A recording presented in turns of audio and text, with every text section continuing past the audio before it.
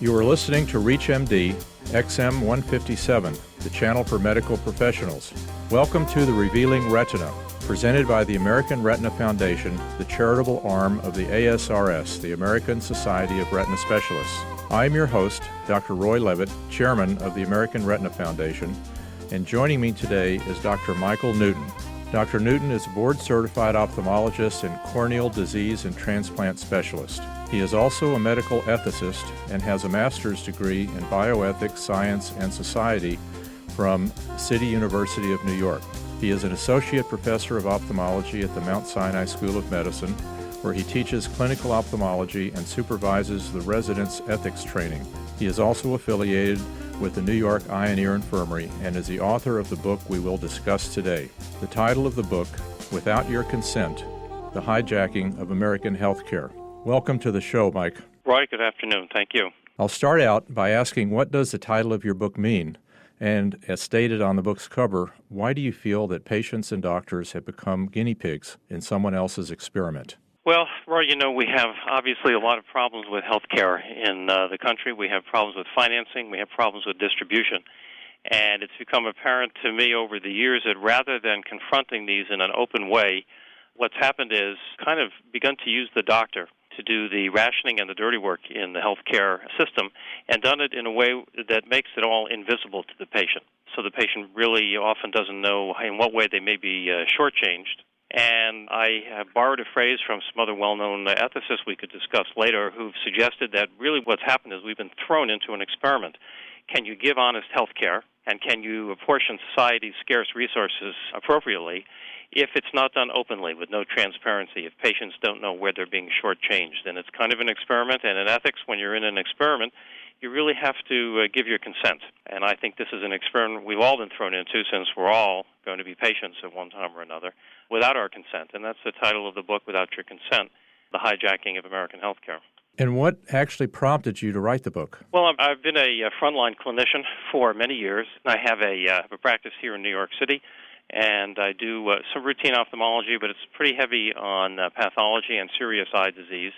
And over the years, it's just become more and more difficult to really put the patient's interests first.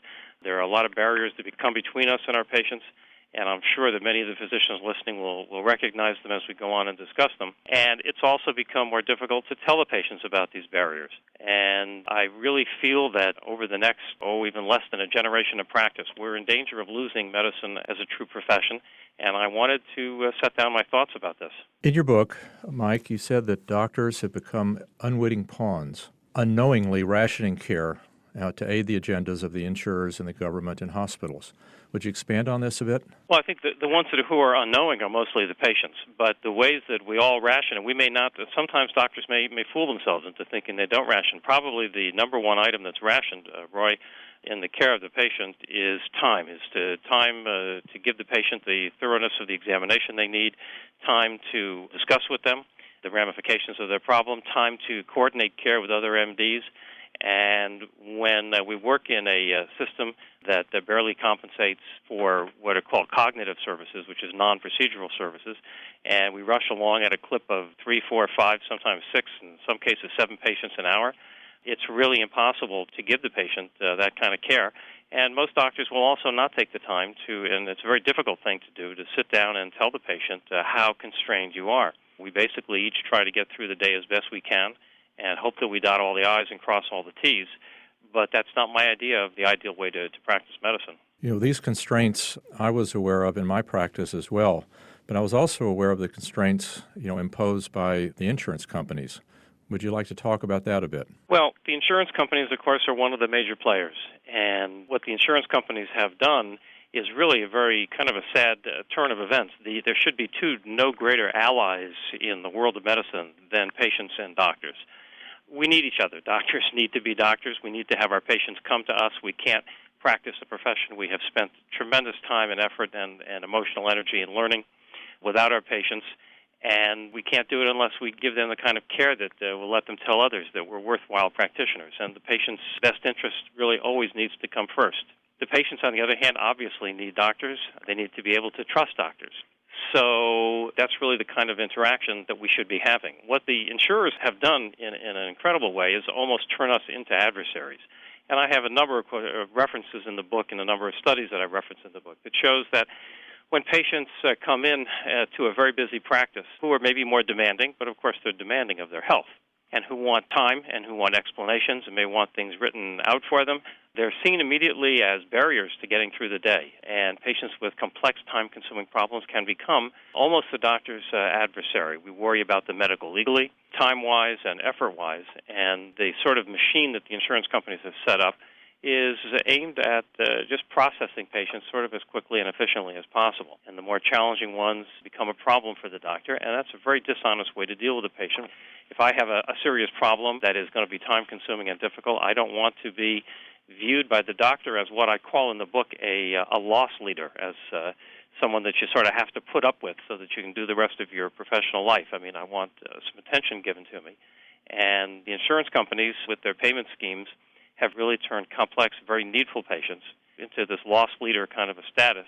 And sometimes they're shunned, and we have all seen in our offices patients who have bounced around from place to place because they cannot get the attention that they need and deserve. It sounds like the insurance companies have gotten the physicians to continue their pattern of trying to filter out the type of patients they will insure, taking the non-sick ones before the ones that have major problems. Well, there's certainly an element to that. And the other thing that, of course, that the insurance companies have done that is really very, very destructive is that they've taken over much of the authority of the patient care without it taking any of the responsibility.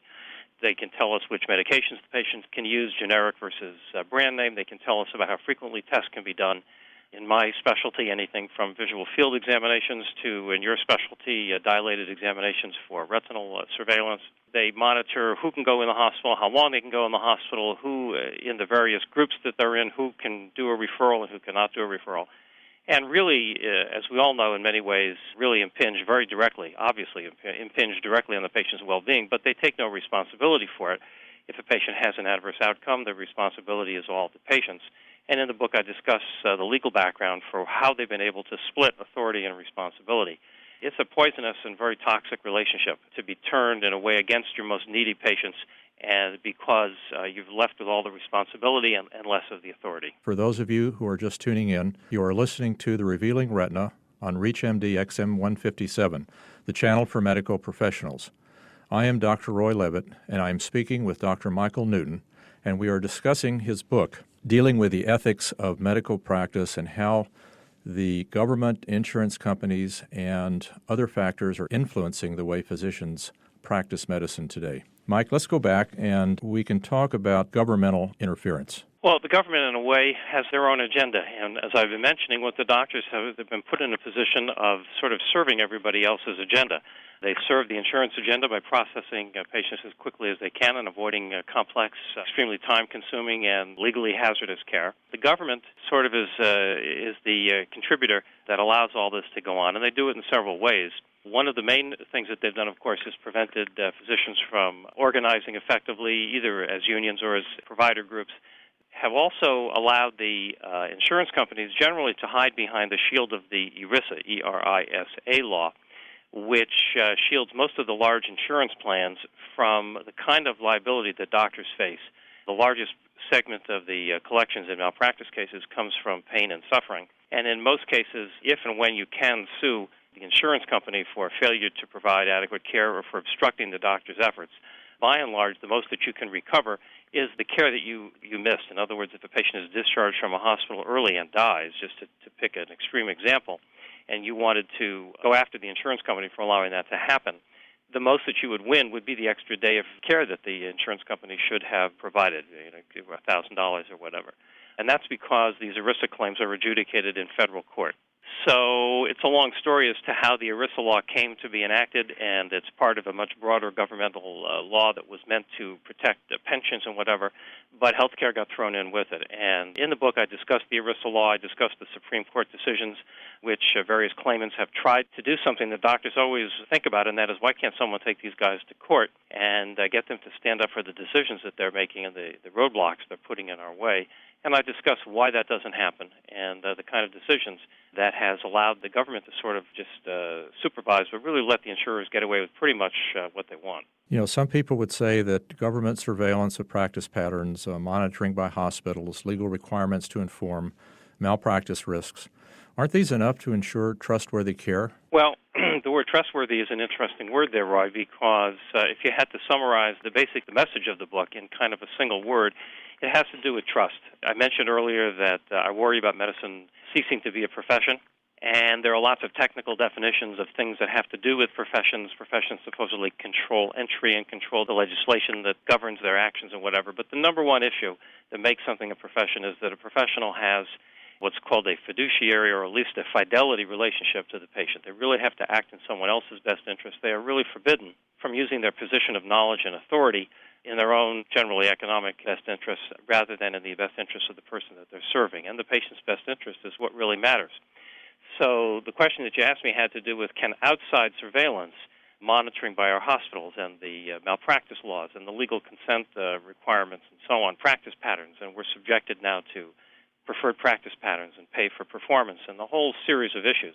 And the question is, can these substitute for the kind of genuine trust that I was just describing? And my feeling is, and that's what I write about in the book, those things cannot substitute for trust. That patient needs to trust the doctor. In fact, when you try to rely on those kind of outside forces to monitor doctors and give up what would drive a doctor to want to be trustworthy with his own patient and let him rely on outside controls like that, that you end up really in a situation where they cannot be trusted at all. So the answer is I think the outside monitoring of physicians in some instances may be borderline helpful, but by and large really prevents a doctor from acting with the true measure of trust that the patients deserve.